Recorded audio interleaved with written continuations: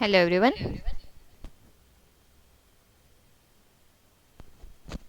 Can you hear me? Yes, ma'am. Yes, ma'am. Okay. So we'll be continuing with the feature selection processes. So different basic statistical tools which can be used for feature selection.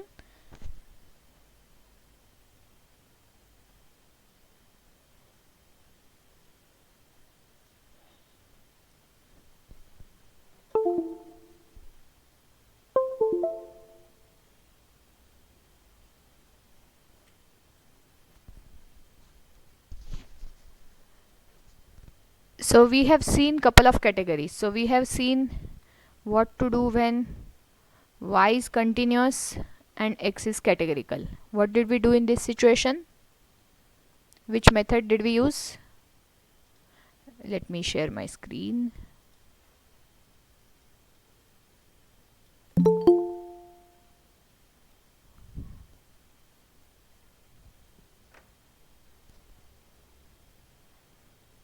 Can you see my screen? Yes, ma'am. Okay. So when y is continuous and x is categorical, which technique did we use for selecting whether, for deciding whether x is useful or not, that particular x?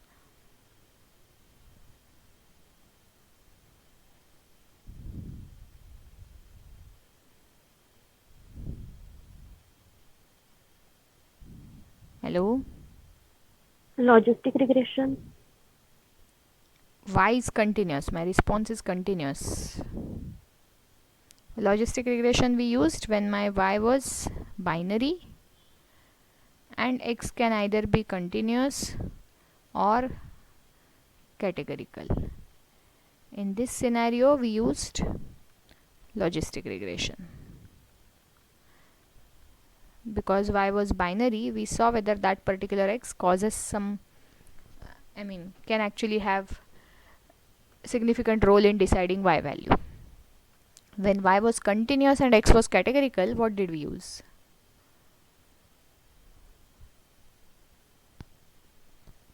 We wanted to see if different categories of x have different values of y. So what did we use?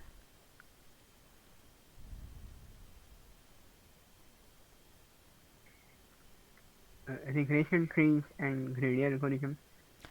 I am talking about basic selection, variable Manually we selection. did, na ma'am. Manually means how? I am talking about feature selection. I am not talking about fancy algorithms. Pre-processing. Manually means By how? counting. Counting what? Y is continuous. So X What did we count? maybe. Linear regression. Linear regression. Linear regression, can we have categorical x in linear regression?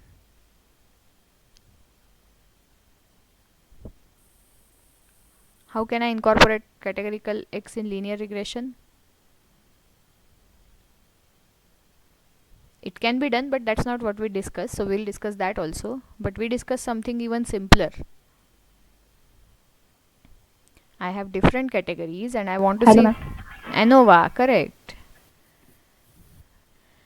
ANOVA, and if x has only two classes, then in that particular situation we went for t-test. And ANOVA, if assumptions are not satisfied, we go for Kruskal-Wallis, and if t-test assumptions are not satisfied, we go for Mann-Whitney. Does anyone vaguely remember listening to something like this? Yes, ma'am. Yes, ma'am. Okay, so now someone mentioned regression, so let us consider that possibility also. So if in the same scenario, if I want to use linear regression, how can you incorporate categorical variable in linear regression? What do you have to do? In general, in linear regression, if I want to have a categorical regressor, how does one go ahead?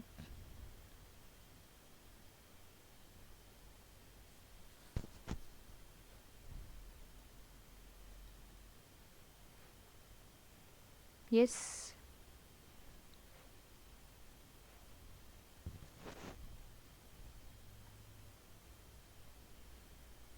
Yes, in linear regression, you have done linear regression course in the last semester. How did you incorporate categorical variables as regressors in linear regression? What did you do?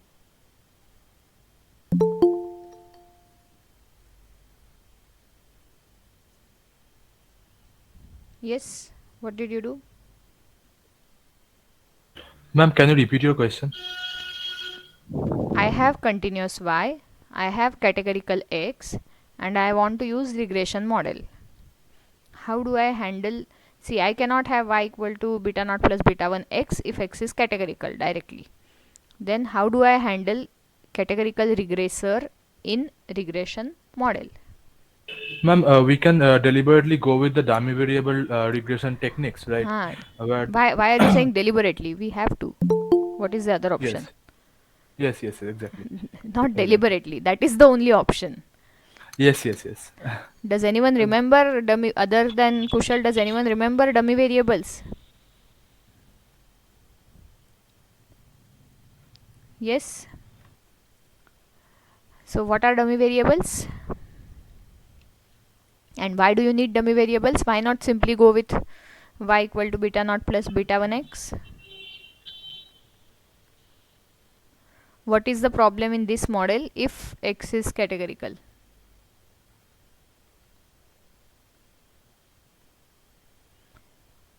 Yes. Maybe because regression requires numeric variable. Mm, it doesn't say so in the assumptions.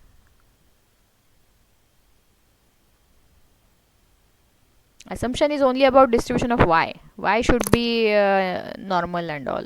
That too also that too for testing purposes, not for Ma'am, can I fitting a answer? model. No, you can't. Others. I want others to try and recall.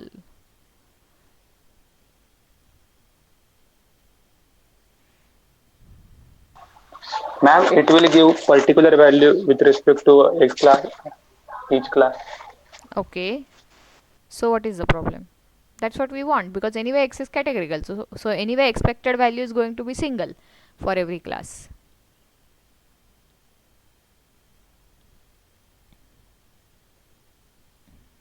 If x is categorical, anyway you can't expect multiple values for same value of x. That defeats the purpose of regression. Regression, you will always have the same scenario. If you give single x, you are supposed to get single expected value of y. Of course, it is expected value, so possible values are anything from the distribution of that y. But expected value is anyway single, even in continuous x. For every x, you have only one value of expected y. Ma'am, suppose we are having like X is of the form gender, right? Males and females, right?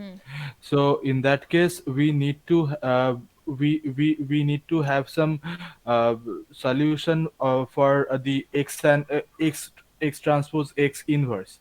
So in that case, we are going to omit uh, one of the variable for that omit one of the category for x, and in that and the other category we will be representing as zeros and ones. Otherwise, if we consider all the columns for suppose we are considering males, it is zeros and ones, and also we are considering for females it is zeros Wait, and wait, ones. wait, wait, wait. You are jumping one step. First of all, why can't and don't talk about binary. Binary situation is confusing. Suppose I have x. Let us say I have. Let us extend your example. So male. So x is defined in my data. X is defined as 1 if the participant is male. X is defined as 2 if the participant is female, and x is defined as 3 if the participant is child.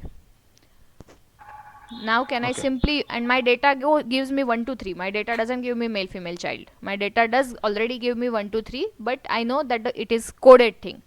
X is equal to 1, x is defined as 1 if the participant is male, x is defined as 2 if the participant is female, and so on.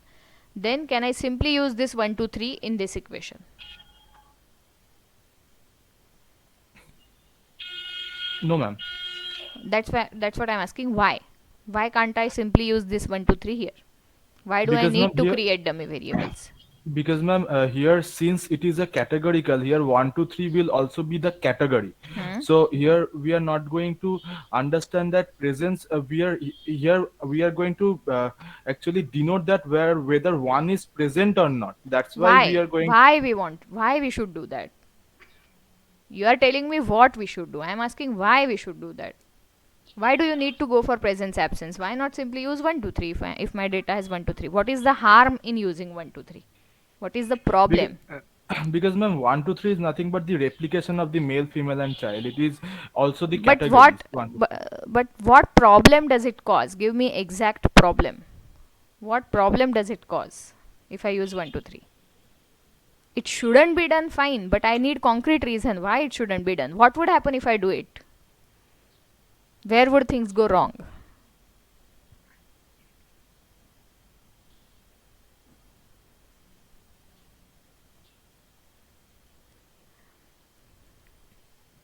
Hello, ma'am. Yes.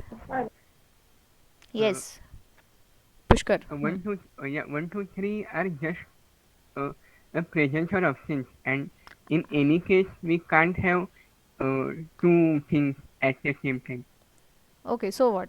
Anyway, we won't have, na. Anyway, when I have data, anyway, for that data, I am not going to have two possible values of x. See, this is my data. Suppose y is my, say, height. Okay, suppose I am trying to, or BP, something like this. Okay, so I have one. I am anyway not going to have 1 and 2 here. So, as it is, it will look like a regression data.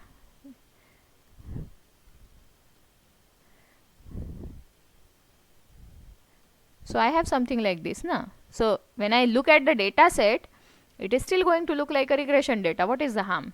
Even if x is categorical, when I look at the data, it looks like this. And I can fit a model. It won't have any problem. You will get beta 1, beta naught. Anyway, I am But, not saying that x will have 1 as well as 2 here. No, I know it won't have. But in general, also in regression, in simple linear regression, every observation will have single value of x. It will never have two values of x. And also, if even if we predict some beta naught and beta 1, Hmm. we are multiplying that beta 1 with x. So, So if in that case, 1 multiplied by beta 1 and 3 multiplied by beta 1, it will be numerically very different. different means what? Tell me. You are going towards the correct answer, but I want it in precise terms. The scale will be different. Different scale won't be different. I mean, different means what? Make it more precise. You are on the right track.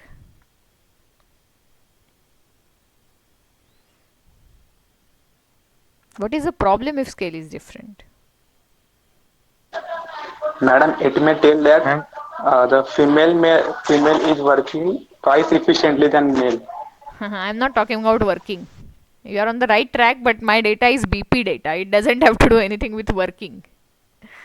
But you are on the right track. Whoever was it, your thinking pattern is correct. You need to choose the right words.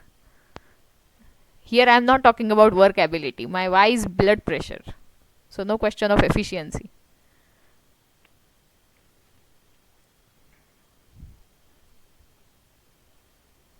His answer should give the Ma'am, same. so Who was it, by the way? Whoever said twice efficiently. Who was it? Bhushan. Okay. Yes. Pranita, you want to say something? Yeah, ma'am. The x we are putting in the regression, we are going to take it as we are going to count its count it quantitatively. So as Bhushan was saying that it will say that the BP of female would be twice of the It male. won't be twice. So, It won't be saying twice. uh, Slight change is needed. Slight change. oh,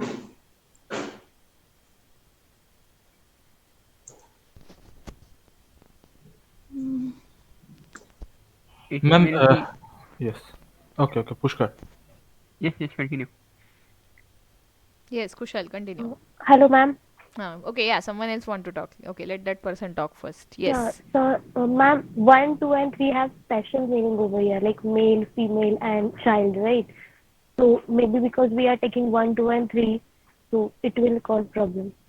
That's why What problems? we That's will be what I want to ask. What problems? See, you tell a child, Ma'am, they don't depend. touch a hot object. Ma'am, child. But you need to give a reason. Ma'am, What will child is depend happen? on. If the person touches hot object, what is going to happen that you need to say? You can't simply say it will cause problems. What problems? Yes. Yes, someone was saying something.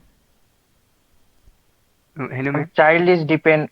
Yes, Child is Ujjwal. depend on x1 and x2. Means what? I don't have x1, x2. And this child need not be X1 of is male, this. x2 is female. So? No, okay, So adult male, adult female, fine.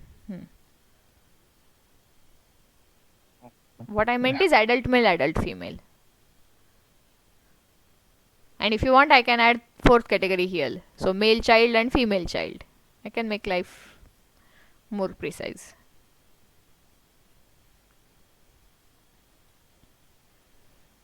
Yes. No, yeah. Pushkar. Hello, ma'am. Yes. Yeah. Yeah. The beta values can be different for different categories. See, when I fit a regression model with 1, 2, 3, 4 as my regressors, I will get single beta value. So what is the problem in getting a single beta value? Because anyway in regression you take single beta value when you have continuous data. Ma'am, actually, the problem will be that suppose we firstly consider that we are having those those 1, 2, 3, 4 in the X, right? And then based on that, we are going to get one beta one. Okay. And now it will be like the higher weightage for the much lesser weightage for the male, and then a bit higher for the Weightage female. means what? Weightage means what? Uh, I don't have any weight X. in regression. Okay, except the intercept terms, it will include for the males, the estimate of the or the predicted values for the y will be higher, and it will continue till the fourth category. Like, but it shouldn't be like that, because it is we are ultimately going to check that whether the effect of male is present or not, but it is Make it you're on the right track, but make it more precise. It is still not precise. You're not using the exact words.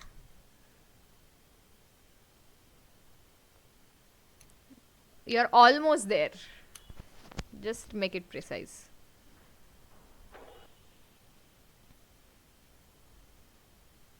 Others can also help him make his answer precise. His answer is perfectly alright.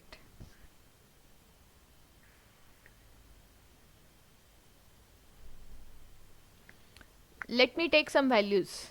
Suppose beta naught is 2. Let me take say 100. Suppose beta naught is 100 and suppose beta 1 is let's say 10. Okay, suppose I fit a regression model and suppose these are the values. Then expected value of y will be, for adult male, what I have to do, I have to put x equal to 1. So if I put x equal to 1, expected value of y for adult male will be 110. For adult female it will be 120. For male child it will be 130, and for female child it will be 140. So what does it mean? That because the categories were ordered in this way, my y is going to also have ordered expected values. So as Kushal was saying, adult male, our model will say that adult male will have lowest values and female child will have highest values. But there was no logic in this ordering, because this is basically a nominal variable. So BP ideally should not be ordered in this way. Okay, so this is first problem, that the ordering of categories would affect their y values, which need not really be true in real life, because here we know that ideally adult male and adult female could possibly have higher BP values than male child and female child. but just because we order them in this way, it is coming in this way. And not just that, I could have say adult male as 1, then male child as 2, adult female as 3, and female child as 4. Then situation would be even more complicated, because I might have a zigzag pattern. So adult female here, adult male here, this might be possible values, okay, and say female child here and male child here. So this could possibly be their expected values. So I cannot model such patterns if I simply use 1 2 3 4. Okay, so ordering becomes unnecessary, ordering gets unnecessarily imposed on the data even though it need not be present. Okay, there is no order. Male is not supposed to have lower something, or if beta 1 is negative, then it would be reverse way. If beta 1 turns out to be negative, we would unnecessarily say that female child will always have lowest values and male adult will have always highest values. So that need not be the case. So unless the categories are ordered, this does not make sense at all. Okay, this is completely nonsensical having a single beta 1 unless the categories are ordered. Now even if categories are ordered, still there is a problem. Now what is the problem? Suppose I have I'm talking about say let us say petrol, diesel and CNG, and suppose you know that we are talking about say fuel used in an auto, and then we are modeling expenses, monthly expenses, okay, or per kilometer expenses. So now suppose we know that the data is ordered. So suppose we know that petrol is going to cause highest expenses, diesel is going to cause intermediate expenses, and CNG is going to cause say lowest expenses. Suppose we know that they are ordered.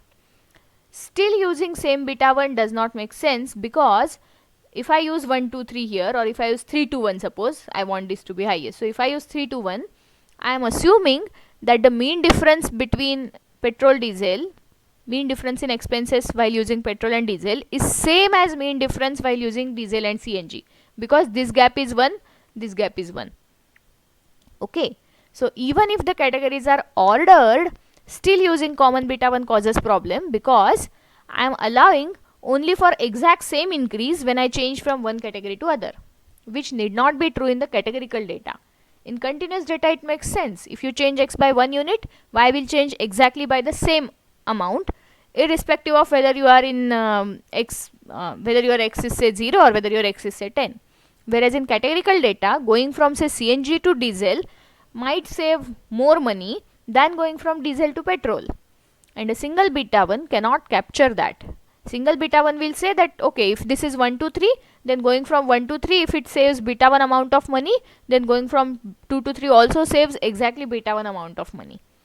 Okay, there is no possibility of different betas here. Is it okay? Is it making sense? Yes, ma'am. So categorical variables should not directly be converted to numerical. You should convert them to dummy variables. Now how are dummy variables created? If I have say k categories, how many dummy variables do I need? Ma'am, I have one question Yes. in between. Yes. If we are having some ordinal predictors, then should we go for that values of those variables? No. That's what. Here also I have ordinal. I am saying I know the order. This is ordinal categories. Petrol is supposed to have highest expense, diesel is supposed to have second highest, and CNG is supposed to have lowest. But even in ordinal, because the gap between them need not be same. Are you getting my point? Okay. You tell me any example of ordinal variable that came to your mind while asking this question. Okay.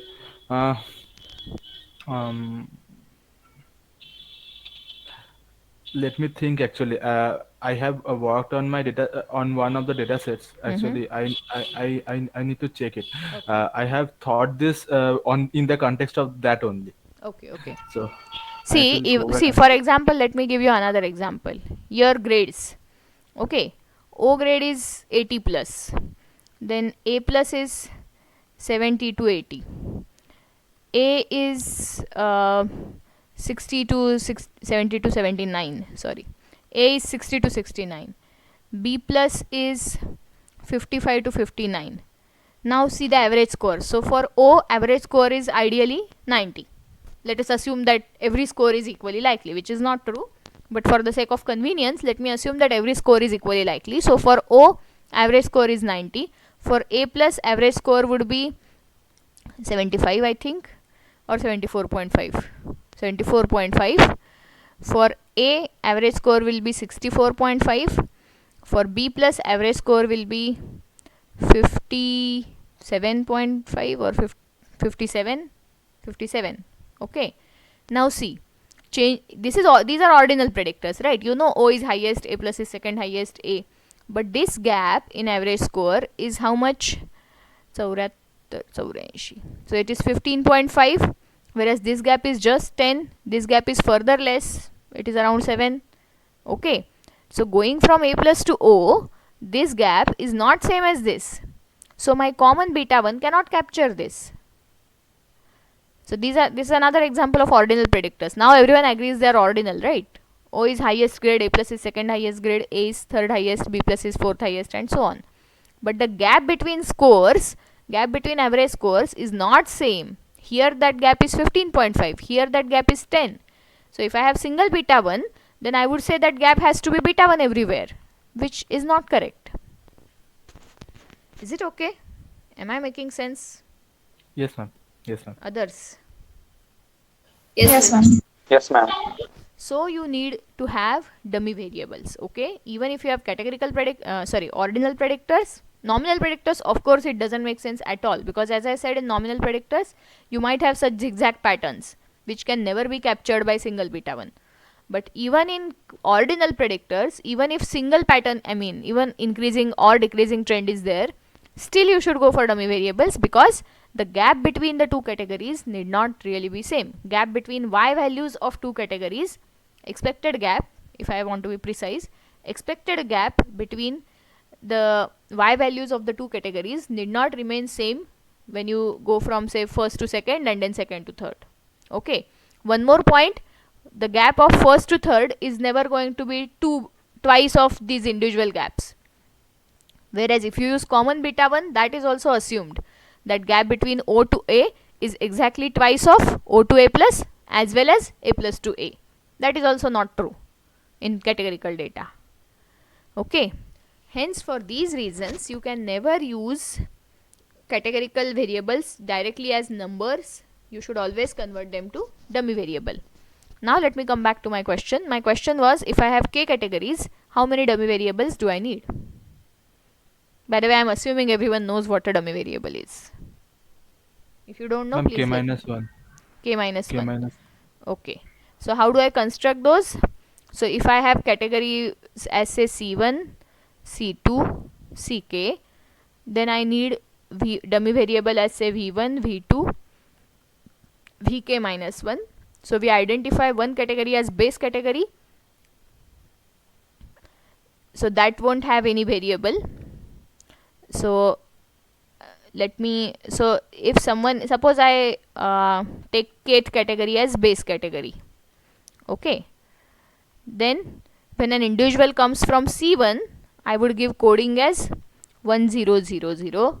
When individual comes from C2, I will give coding as 01 and 0. When an individual comes from C3, I'll give coding as 001 and so on. For Ck minus 1, I'll have 001, and when individual comes from K, I'll give coding as 00000. Okay. So in K, if I assume Ck as base category, you can choose your own base category, and other variables would be defined as binary. Okay. This is what dummy variables do. Is it clear what is the purpose of having dummy variables in a regression model? Yes, ma'am. Ma'am, Yes, ma'am. actually, what is the purpose of dummy variables in with respect to the whole linear models? Means, if we are having ANOVA models or ANCOVA models, ANOVA by default considers categories as dummy variables. In fact, if you see, I don't know, you guys don't seem to have read Montgomery at all. I don't know, what did you do? See, Montgomery also discusses equivalence between ANOVA and regression in the same chapter. yes, ma'am. So we know that. if you convert regression model to dummy variables, that is exactly what ANOVA does. ANOVA cannot work with category. ANOVA never treats T1, T2 in such a way that T2 is higher than T1. ANOVA always treats factors as dummy variables. Hmm. And ANOCOVA also, categorical factors are treated as dummy variables only. It is only in regression where there is a scope of confusion, because you can accidentally take those as numerical and then you won't get what you want. In ANOVA, it is by default dummy. There is no question of continuous variable in ANOVA. Yes, ma'am. I know that, but actually, since we are having that ANOVA things, but why we are introducing those dummy variables things? Because there is a slight difference. Is that suppose we are having three types of treatment categories. Suppose treatment one, treatment two, and treatment three. Then the design matrix of the ANOVA will contain the columns for all three of the All three. yes. So that is just But a notational matter. I mean, whether you deal with, see, in regression, you can work with k minus 1 variables, and that actually eliminates the problem of singularity of x prime x, as you mentioned. Yes. So in ANOVA, anyway, you don't need to worry about that singularity of x prime x. So you can deal with k categories as k separate variables. That's all. Actually, were there any philosophical purpose, or there any No. definite purpose It's for just the introducing? mathematical convenience. There is no philosophical significance of it. It is just the mathematical convenience. In ANOVA, you don't need to worry about it because you can estimate the effects for each of them without bothering about rank of x prime x. Whereas in Yes, regression, you need to worry about rank of x prime x, so you need k minus 1 variables. Yes, That's all. yes. Okay, ma'am. Because even in regression, finally you will get estimates for all k categories. Even with k minus 1 variable, you can get expected value of y for all k categories. And that's what you want. Okay, yes. Ma'am, also there is one thing we can get in ANOVA technique is that we can compare the pairwise effects for the treatments. Are those techniques available, or can be obtainable in the dummy variable setup? Yes, pairwise comparison is basically significance of individual betas. So when you fit a regression model for the dummy data, what now you will have is y equal to beta naught plus beta 1 v1 plus beta 2 v2 plus beta k minus 1 v k minus 1 plus epsilon. Okay, so my base category value is this. So if beta 1 is significant, because now I have many betas, I will have a significance table where I'll have a p value for every beta I. Are you getting me up to this point? Yes, ma'am. Others. Yes, ma'am.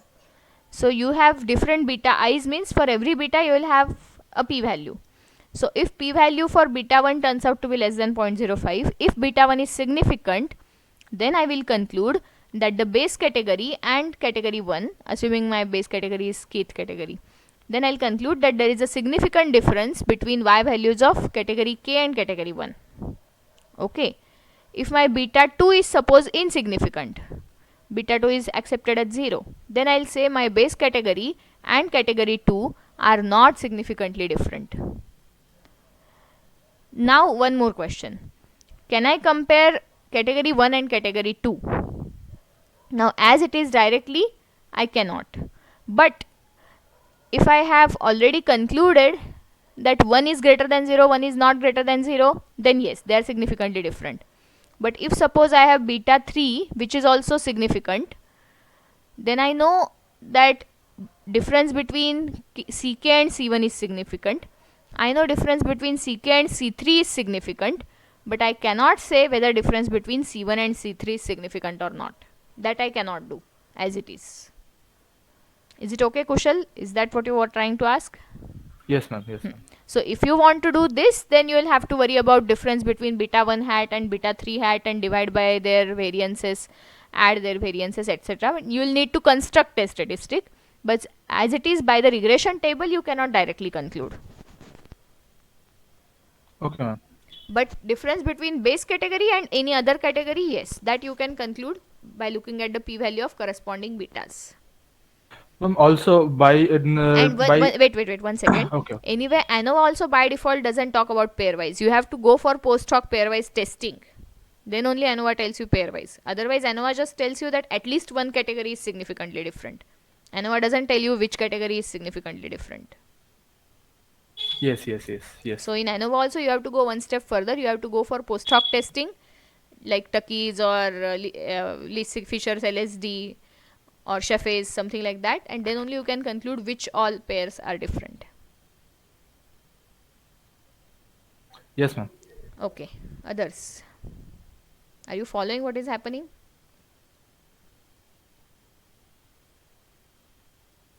Yes, ma'am. Yes, ma'am. Yes, ma'am. Okay. So yes, so if you have dummy variables, then in this particular case for variable selection you can use those dummy variables. Okay, so you can use those category dummy variables to get whether x is significant or not when y is continuous. Linear regression. Okay, now if I have x as well as y to be categorical, if I have x categorical and y also to be categorical, then I can go for chi-square test to check whether x should be included in my final algorithm or not. Okay, I can apply chi-square contingency table test, and if the x and y variables turn out to be dependent means your h0 gets rejected, then only I'll include that x in my final regressors, otherwise I'll drop that x. Is it okay? So if x is categorical, y is categorical, I can go for chi-square test. Now have we missed any category? I think x continuous and y categorical. We have not dealt with this yet. Have we done this?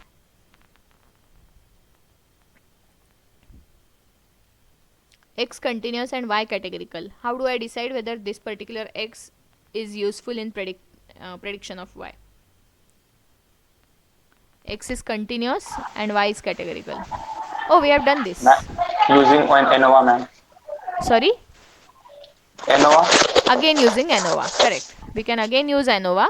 Now my y would be like a factor, and I would say whether if x values are different for each category of y by ANOVA or by t-test, depending on how many categories I have, and if the assumptions are not satisfied, then the corresponding non-parametric equivalents, and then I can conclude whether x is useful or not.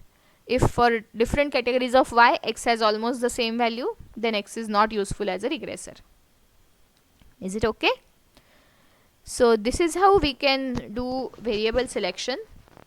We will try with some data on Monday. I think we have lecture, so on Monday we will try this with some data, how it has to be applied to every rows. I will take microarray data so that you get to handle large data set. So I will give you some microarray data set, and but generally I advise that even if your algorithms can take care of important variables, it might be a good practice to do such exploratory data analysis in the beginning, do some pre-processing in the beginning to make sure that you understand your output later, because these will give you some idea about higher values of x predict higher values of y or lower values of y, etc. for every variable, and that would help you a lot in interpreting your final output of whatever fancy algorithm you talk about, CART or random forest or etc. Is it okay? Let me stop here. Thank you. Ma'am, Yes. one last question. Yes. Ma'am, are there any studies for ordinal and ordinal category? Studies means? Means are there any theories behind if the y is also ordinal and x is also ordinal, then should we go for the for the nominal factor whatever we have done? No. Even if x and y both are, see, generally ordinal y you try to handle by ordinal logistic regression. Okay. And if x is still categorical, even if x is ordinal, then still dummy variables are recommended, because again your gaps need not indicate same thing. Okay. Yes. Even if y is ordinal, you can't forget that. Okay. Okay. Yeah, let me stop here. Thank you.